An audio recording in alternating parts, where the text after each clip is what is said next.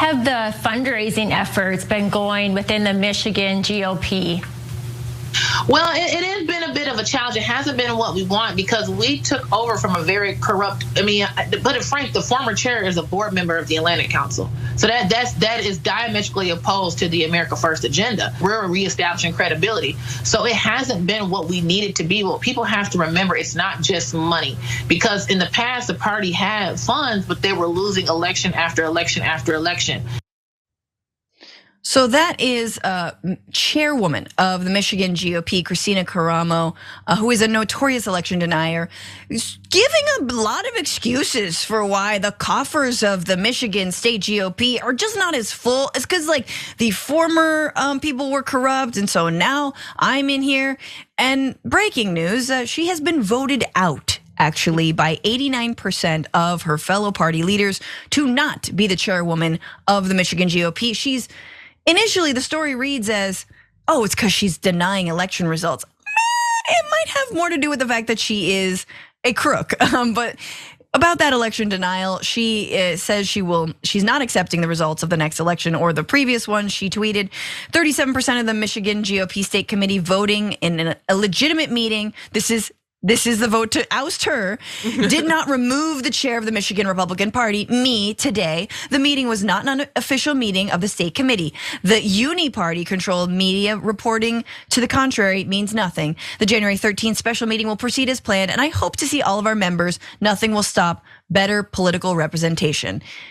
Oh, girl. So I feel like she's gonna be the only one at that meeting. So again, her party doesn't want her. And she's calling their vote illegitimate, which is again fitting for an America First Republican.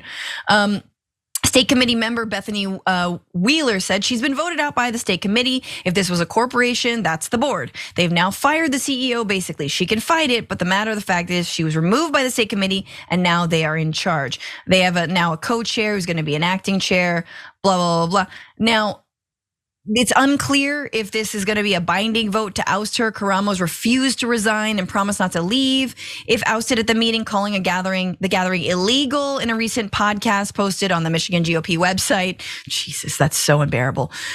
Yeah, here, listen to the Michigan GOP podcast. Can you guys legislate? Can just anyone legislate anywhere? Now, a little bit of backstory again, as we talked about, I mentioned earlier. She's held bankrupt, the Michigan GOP. This is from MLive. Michigan GOP on the brink of bankruptcy, broke campaign finance laws.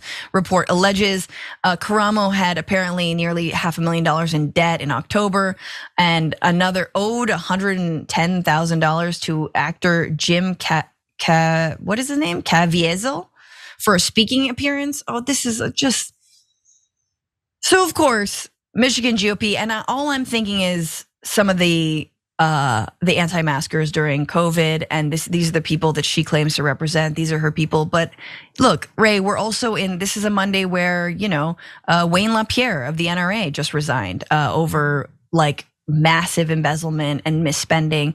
Now you have the GOP in Michigan doing it. Of course, she's not gonna accept these election results, but at least, I don't know, are there better Republicans in Michigan to replace her? Potentially.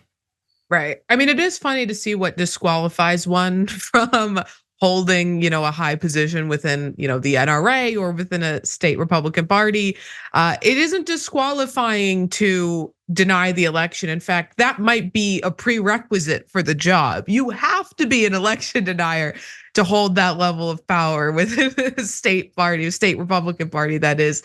But if you make us lose our money, then that's a bridge too far. If you are doing illegal activity too out in the open, then that's a bridge too far. You could do illegal activity, but you just can't be caught or charged for it. That's where you get disqualified at, not telling heinous lies, not supporting an insurrection, that's fine, that's dandy. But if you mess with our finances, now we're gonna have an issue with you. Yeah, and by the way, Jim Caviezel, I apologize. He's from the Passion of the Christ, people. He played Jesus himself. Not sure if you've heard of him. You gotta pay Jesus. You can't You can't not pay Jesus. Jesus showed up for you. You got to pay Jesus. I learn that in church every single week that I don't go to church, but I remember that's the one thing. It's like eat their food, even though you're hungry on a Saturday morning and all you want is brunch. I mean, a Sunday. I don't know when people go to church, and pay Jesus what he's owed.